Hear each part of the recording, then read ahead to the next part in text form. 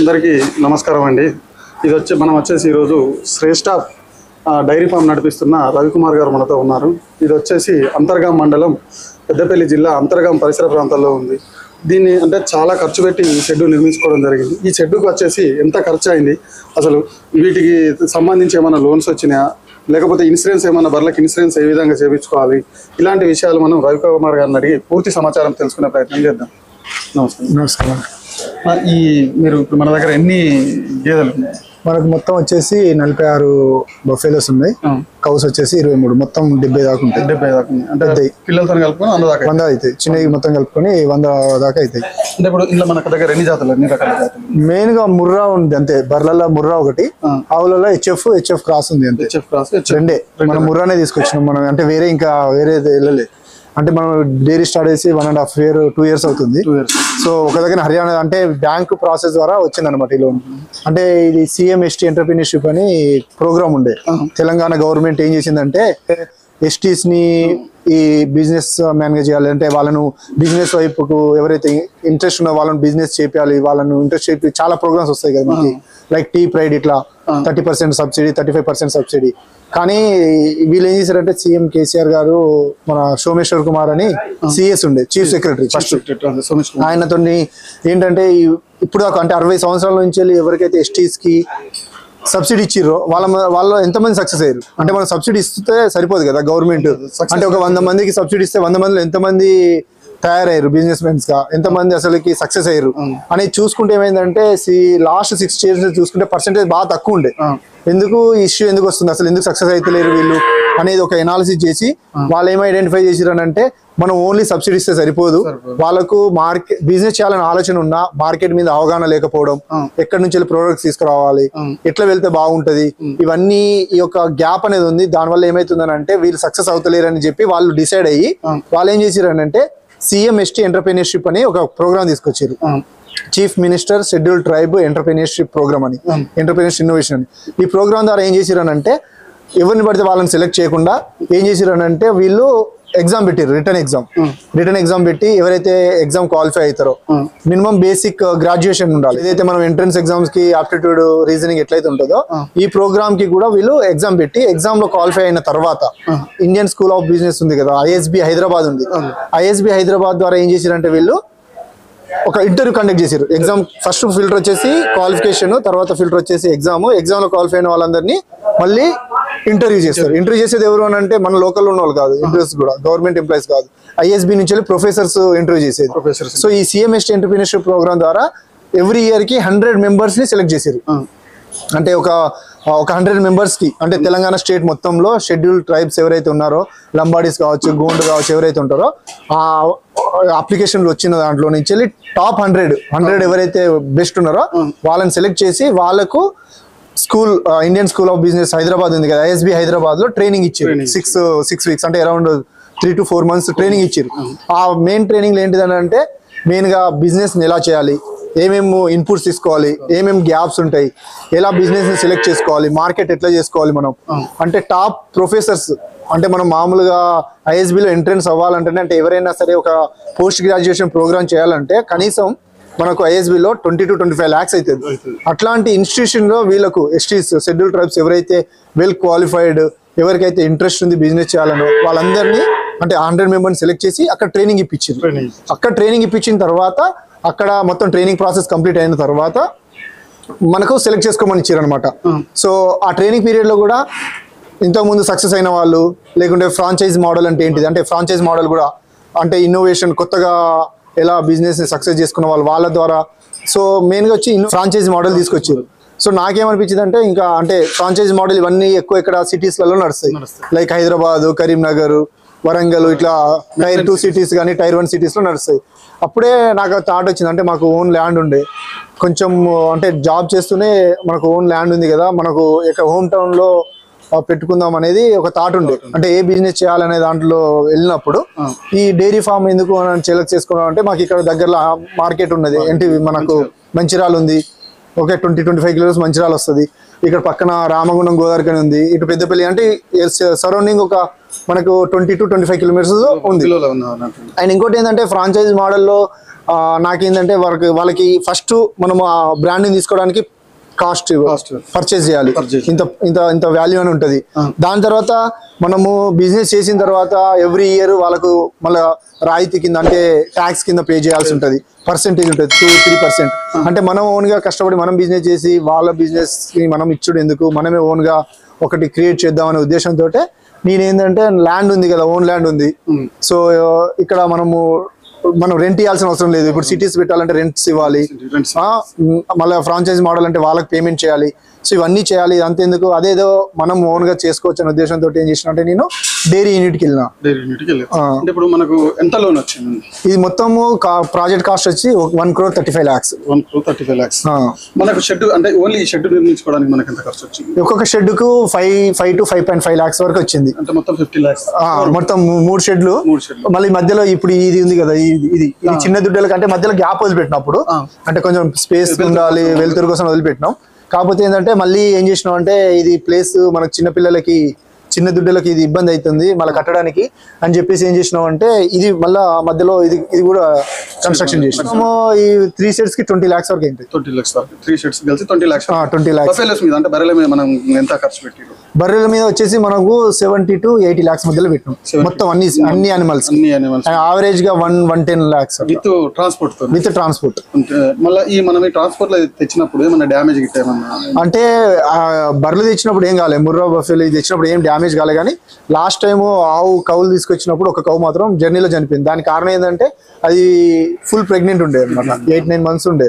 అంటే ఇంకో 2-3 daysలలో అట్లా 4-5 daysలలో డెలివరీ అయిన టైంలో అది జర్నీలో రావడం వల్ల దానికి కొంచెం ఇష్యూ అయ్యి చనిపోయింది. అది అంటే ఇంకో ఇష్యూ ఏం కాదు, అది లోపల దూడ చనిపోవడము అదే ఇష్యూ జరిగింది, దానివల్ల చనిపోయింది. కానీ మనకైతే జర్నీలో దుడ్డలు కామన్, అంటే 1-2 దుడ్డలు చనిపోవడం కామన్ అవుతుంది. కానీ పెద్దవి మాత్రం ఇప్పటి వరకు ఎలాంటి డ్యామేజ్ కాలేదు తీసుకొచ్చినప్పుడు. మనం ఇన్సూరెన్స్ అంటే ఇప్పుడు ప్రతి దానికి ఇన్సూరెన్స్ చేయాలంటే ప్రాసెస్ ఎట్లుంటుంది? యాక్చువల్ గా ఈ ప్రాజెక్ట్ వచ్చేసి నేను State Bank of India SBI Basant Nagar నుంచి తీసుకున్నా.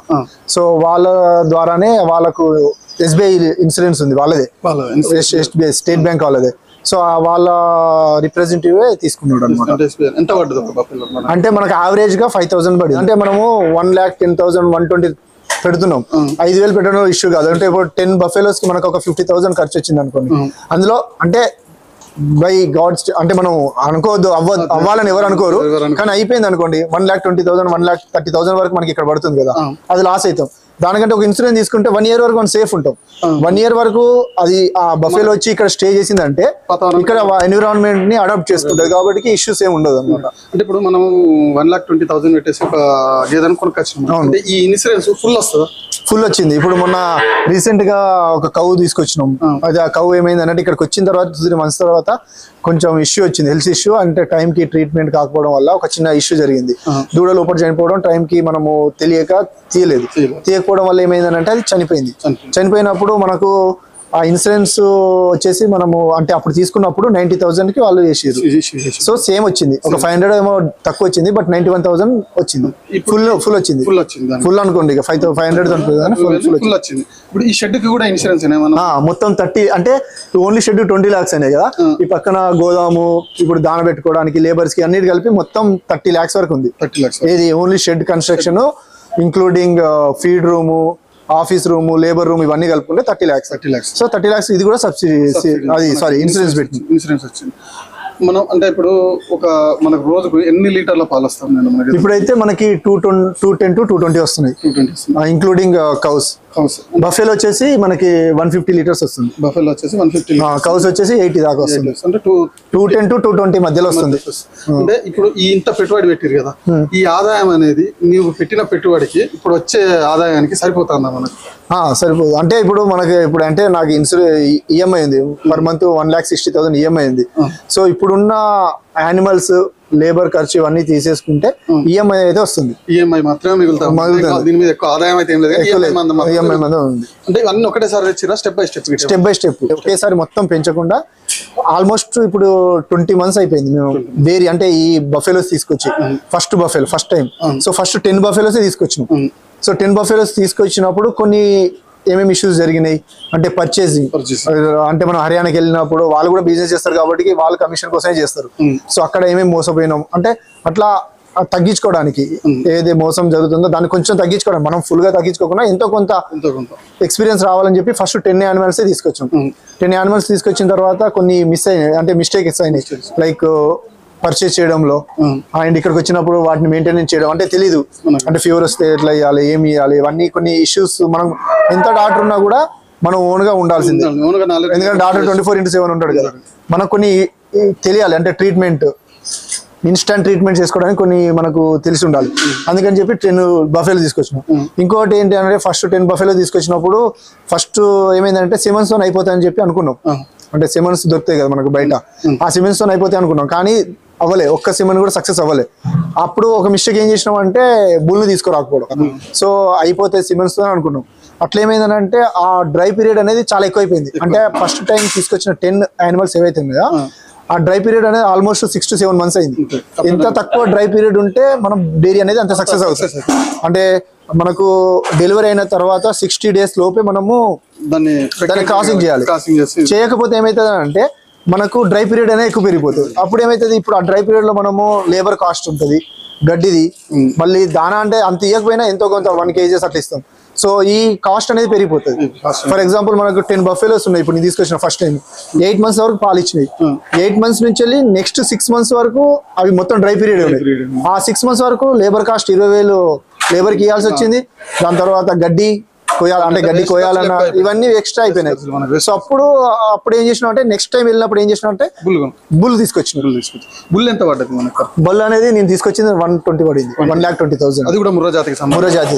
ఏమైనా డ్యామేజ్ జరిగినాయి మన అంటే చనిపోవడం అనే కాకుండా ఈ పాలు ఇవ్వకపోవడం, మన ఏది పొదుగు ఖరాబ్ కావడం, ఇట్లాంటి ఏమైనా సమస్యలు? అక్కడ మనము పర్చేజ్ చేసేటప్పుడు వాళ్ళు మినిమం 5 liters 6 liters అని వచ్చింది. అంటే అక్కడ ఇచ్చినప్పటికీ ఇక్కడికి వచ్చిన తర్వాత కొన్ని బఫెలోస్ ఏం చేసినాయంటే ఇక్కడికి వచ్చినాక 3 liters 4 liters అట్లా ఇవ్వడం జరిగింది. అంటే ఓవరాల్ గా 10 తీసుకొచ్చినాం అనుకోండి, మనం ఒక 50-60 అనుకుంటాం, ఇక్కడికి వచ్చినాక 40-45 వచ్చింది. అంటే ఆ 10 animals లో నేను అబ్జర్వ్ చేసింది ఏంటంటే, అంటే 3 times వెళ్ళినా కదా, ప్రతి పర్చేజ్ లో కూడా 1 or 2 animals అనేది ఖచ్చితంగా డ్యామేజ్ వస్తుంది. అంటే తక్కువ మిల్క్ ఇవ్వడం. అక్కడ ఇచ్చినప్పటికీ ఇక్కడికి వచ్చినాక మేబీ ఎన్విరాన్మెంట్ ఇష్యూ లేకుంటే వాటర్ ఇంకో ఏదో కొన్ని ఇష్యూస్ వల్ల ఏమైతుందంటే 4-5 లీటర్ అక్కడ ఇచ్చినా కూడా ఇక్కడికి వచ్చినాక 3 liters 3.5 liters అట్లా ఇచ్చినాయి. అదొక ఇష్యూ ఐడెంటిఫై చేసినాం. మళ్ళీ తర్వాత నెక్స్ట్ డెలివరీలో అంటే ఇక్కడికి వచ్చి డెలివరీ అయినప్పుడు అదే యానిమల్ మళ్ళీ 4.5 అయినా కూడా ఉన్నాయి. వాటితో పాటు మనకు మెయిన్ గా ఏంటంటే పొదుగు ఇష్యూస్ వస్తున్నాయి. అంటే ఒక్కొక్క సన్ను 4 సన్నులు ఉంటాయి కదా, ఒక్కొక్క సన్ను ఖరాబ్ అవడము, అందులో చీమ్ రావడము, గట్టిగా అయిపోవడము. మళ్ళీ అది రికవర్ అయితే ఇప్పుడు దాకా ఒక 3-4 animals ఉన్నాయి, రికవర్ అవ్వలే. ఇక్కడ డాక్టర్ గారిని కూడా పిలిపించినాము, అయినా కూడా దాని ఇంజక్షన్లు కూడా అన్ని చేసినాం, కానీ రికవర్ అయితే ఇప్పటి వరకు అవ్వలే. సో కొన్ని ఇన్ఫర్మేషన్ ఏంటంటే నెక్స్ట్ డెలివరీలో అయ్యే ఛాన్స్ ఉన్నది అని అంటారు. సో ఇప్పుడు చూడాలి, మరి ఇప్పుడు అవి ప్రెగ్నెంట్ ఉన్నాయి.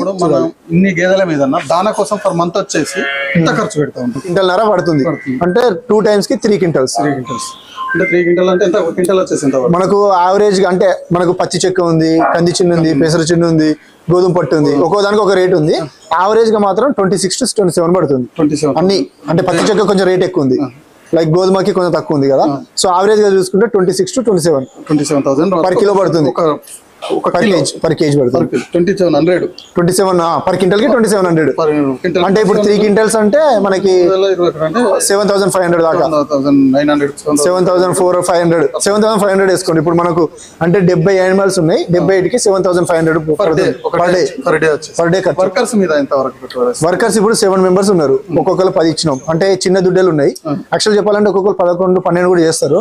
కాకపోతే మనకు కొన్ని చిన్న దుడ్డలు ఉన్నాయి కదా అని చెప్పి ఇప్పటి వరకు అయితే 70 ఉన్నాయి కాబట్టి ఒక్కొక్కరికి 18,500 పడుతుంది. అంటే గడ్డి కూడా వాళ్ళే కోసుకుంటారు. అంటే గడ్డి ఎన్ని ఎకరాలలో మెయింటైన్ చేస్తారు? 8 eకరాలు ఉంది. 8 eకరాలు అంటే ఒక 5 acres మాత్రమే వేసినాం, ఇంకా ఇప్పుడు వేస్తున్నాం ఇంకొక 2 acres. అంటే అంటే 10 animals కి 1 acre ఉంటే సరిపోతుంది అనే క్యాల్కులేషన్ తోటి 7 acres వరకు చేస్తాం. అంటే ఇప్పుడు పాలు కూడా డైరీకి వస్తా ఉన్నారా లేకపోతే మామూలుగా లోకల్ ఉంది, కొన్ని డైరీ కూడా పోతున్నాయి. కొన్ని సాఫ్ట్వేర్ ఎంప్లాయ్ బేసిక్ అంటే ఈ బఫెలో ఫార్మింగ్ ఇది రావాలన్న ఆలోచన ఎందుకు వచ్చింది? సాఫ్ట్వేర్ సైడ్ వెళ్ళడానికి రీజన్ కూడా ఏంటంటే సాఫ్ట్వేర్ లో కొంచెం ఎక్కువ వస్తుంది, కొన్ని తక్కువ టైంలో ఎక్కువ మనము డబ్బులు సంపాదించే ఉద్దేశంతో అటు వెళ్ళినాం.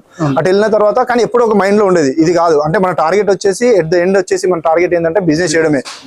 కానీ దానికంటే ముందు బిజినెస్ చేయడానికి ముందు మనకు ఫైనాన్షియల్ గా ఉండాలి. అంటే ఇప్పుడు బ్యాంకర్లు నమ్మాలి, బ్యాంకర్లు నమ్ముతారు మనల్ని. మనం పోయి నేను నా దగ్గర ఎంత ఉంది ల్యాండ్ నాకు ఏమంటే ఇయ్యరు. ఈ రోజుల పరిస్థితి లేదు. అది బ్యాంక్ లా 100 క్వశ్చన్లు అడుగుతారు. సో అంటే అది అప్పుడు ఒక మైండ్ ఉండేది, చిన్నప్పటి నుంచి ఒక మైండ్, బిజినెస్ చేయాలనే మైండ్ ఉండేది. సో ప్యారలల్ గా ఏంటంటే ఈ జాబ్ అనేది చేయడము, మంచి పొజిషన్ వెళ్ళడం, మంచి ప్యాకేజ్ అయిపోయి ఒక అనుకోకుండా ఈ ప్రోగ్రామ్ అనేది తగిలింది, సిఎంఎస్టీ ఎంటర్‌ప్రెన్యూర్‌షిప్ ప్రోగ్రామ్. అంటే బిజినెస్ చేయాలనేది ఇంకొక 5 years 6 years తర్వాత చేసేవాడిని కావచ్చు, అంటే మంచిగా ఒక సెటిల్ అయిన తర్వాత ఫైనాన్షియల్ గా అప్పుడు చేసేవాడిని కాదు. కానీ ఏమైందనంటే నేను ఫస్ట్ యాక్చువల్గా ఏంటంటే నాది NIT రాయపూర్లో నేను పోస్ట్ గ్రాడ్యుయేట్ చేసిన, NITలో. అంటే నేను డిగ్రీ వచ్చేసి ఇక్కడ గోవర్కని గాంధీ కాలేజ్లో చేసిన. దాని తర్వాత నిమ్సెట్ అనే ఒక ఎంట్రన్స్ ఉంటుంది, దాని ద్వారా పోస్ట్ గ్రాడ్యుయేషన్ అనేది NIT రాయపూర్లో చేసిన, ఛత్తీస్గఢ్లో ఉంటుంది. అక్కడ నుంచి వెళ్ళి నాది క్యాంపస్ ప్లేస్మెంట్, అంటే క్యాంపస్ నుంచి వెళ్ళి నాకు రిక్రూట్మెంట్ జరిగింది. ఇక్కడ నోయిడాలో సాఫ్ట్వేర్ కంపెనీలో ఫస్ట్ స్టార్ట్ చేసిన. అక్కడ జాబ్ 3 years చేసిన తర్వాత అక్కడ నుంచి వెళ్ళి మ్యారేజ్ తర్వాత ఏమైందంటే హైదరాబాద్కి నేను, అంటే ఇక మ్యారేజ్ అయిన తర్వాత ఫైనాన్షియల్ ఇష్యూస్ మనకు అక్కడ ఎక్స్పెండిచర్ ఎక్కువ అవుతుంది, హైదరాబాద్కి వెళ్ళిపోతే బాగుంటుందనే ఉద్దేశంతో ఏం చేసిన అంటే ట్రై చేయడం వల్ల ఇక్కడ హైదరాబాద్లో జాబ్ వచ్చింది. హైదరాబాద్లో జాబ్ వచ్చిన తర్వాత 1-2 months, అంటే 3-4 months అయిపోయిన తర్వాత ఏమైందంటే మా బ్రదర్ రాజేంద్రన్ అని ఇప్పుడు మంచిర్యాల ప్రజెంట్ SI, అంటే అప్పుడు అతను కాంపిటీషన్ ప్రిపేర్ అవుతుంటే ఏం చేసినాడంటే నాకు ఒక రోజు వాట్సాప్లో ఇది పెట్టిండు అనమాట. సిఎంఎస్టీ ఎంటర్‌ప్రెన్యూర్‌షిప్ ప్రోగ్రామ్ అని చెప్పిన కదా మీకు. సిఎంఎస్టీ ఎంటర్‌ప్రెన్యూర్‌షిప్ ప్రోగ్రామ్ అనేది మన STs కి గవర్నమెంట్ కండక్ట్ చేస్తుందని పెట్టిండు. పెట్టిన తర్వాత నాకు కూడా అంత నమ్మకం లేదు, ఎందుకంటే గవర్నమెంట్ స్కీమ్స్ అంటే ఎవరికి వస్తాయి ఎక్కువ, పొలిటికల్ గా ఉన్న వాళ్ళకి, లేకుంటే పొలిటికల్ బ్యాక్గ్రౌండ్, లేకుంటే ఇంతకుముందు వెల్ సెటిల్డ్ అంటే మంచి పెద్ద పెద్ద ఆఫీసర్స్ వాళ్ళకే అవుతాయి, మనకి ఎక్కడ అవుతుంది, మనకు కాదని చెప్పి అప్లై చేద్దామని చెప్పి నైట్, అంటే ఈ రోజు నైట్ 12కి లాస్ట్ అనమాట అప్లికేషన్ కి, సబ్మిషన్ కి. సరే అప్లై చేద్దాం, వస్తుంది లేకుంటే లేదు. SBI బ్యాంకింగ్ ఉంటుంది, ట్రైకోర్ ఉంటుంది, ఇంకోటేమో ISB. ఈ 3 కలిసి టైఅప్ అయ్యి ఈ 3 అంటే బ్యాంక్ ఏమో లోన్ ఇస్తుంది, ట్రైకోర్ ఏమో ప్రోగ్రామ్ డిజైన్ చేసింది, ISB ఏం చేస్తుంది అంటే ట్రైనింగ్ ఇచ్చింది. సో దానికి అప్లై చేయడము. ISB హైదరాబాద్కి నేను ఇంటర్వ్యూకి వెళ్ళినప్పుడు అప్పుడు అనిపించింది, అంటే ISBకి అంటే నాకు మెయిల్ వచ్చింది అనమాట, ఇట్లా ఇంటర్వ్యూ ఉంటుంది పలానా డేట్ అని. అంటే ఆ రోజు నేను ఏం చేసిన అంటే ISB హైదరాబాద్ ఉంది, అక్కడికి ఇంటర్వ్యూకి వెళ్ళినా. అప్పుడు దాకా నాకు నమ్మకం కాలేదు, ఎట్లా రాదు మనకు, జస్ట్ అప్లికేషన్ అని. సరే ఎట్లయితే పోదాం మనం చూద్దాం అనే ఉద్దేశంతో అక్కడికి వెళ్ళినాం. అక్కడికి వెళ్ళినాక నాకు ఒక 50% నమ్మకం వచ్చింది. అంటే ఇంతకుముందు నేను ఏదైతే నా మైండ్లో ఉండేనో ప్రోగ్రామ్, గవర్నమెంట్ స్కీమ్స్ అంటే లంచాలు ఇవ్వడము, రిఫరెన్స్ ఉంటుంది, మంచి పెద్ద పెద్ద ఆఫీసర్స్ ఎవరైతే ఉంటారో వాళ్ళకే వర్కౌట్ అయితే మనకు కాదనే ఏదైతే నా మైండ్ సెట్ ఉందో, అక్కడికి వెళ్ళిన తర్వాత 50% రిమూవ్ అయిపోయింది. అరే ఇది కాదు, ఇది వేరే ప్రోగ్రామ్. దాని తర్వాత నా ప్రొఫైల్ అంటే మొత్తం రెజ్యూమ్ తీసుకెళ్ళి, ప్రొఫైల్ మొత్తం తీసుకెళ్ళి ఒక ప్రొఫెసర్ వచ్చారు, ISBలో ప్రొఫెసర్, నన్ను ఇంటర్వ్యూ కండక్ట్ చేశారు. అసలు ఏంటి నీ అంటే నీవు ఎందుకు ఇటు వస్తున్నావు, నీ సేమ్ క్వశ్చన్స్, అంటే IT కదా మీది, ఎందుకు ఇలా వస్తున్నావు అని క్వశ్చన్స్ అన్ని అడగడం జరిగింది.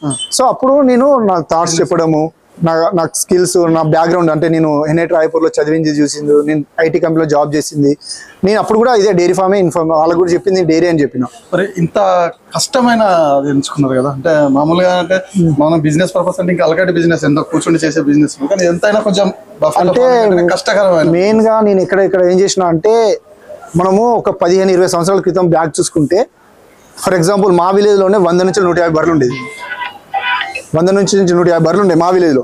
ఇప్పుడు చూసుకుంటే 4-5 బర్రెలు ఉన్నాయి. అట్లా మన తెలంగాణలో అన్ని విలేజెస్ అబ్జర్వ్ చేయండి, ఒకప్పుడు ఏవైతే యానిమల్స్ ఉండేనో తగ్గిపోయినాయి. ఎందుకనంటే ఫార్మర్స్ వీటిని పెండ తీయడం ఎందుకు, ఇదంతా ఎందుకు, పంచాయతీ అని చెప్పి ట్రాక్టర్లు రావడము ఒక రీజన్ అవ్వచ్చు. 10 రూపాయలు 20 రూపాయలు పెడితే పాల ప్యాకెట్ వస్తుంది, ఎందుకు మనం వీటిని పెంచడము, దానివల్ల ఎక్కువ ప్రాఫిట్ లేకపోవడం కావచ్చు.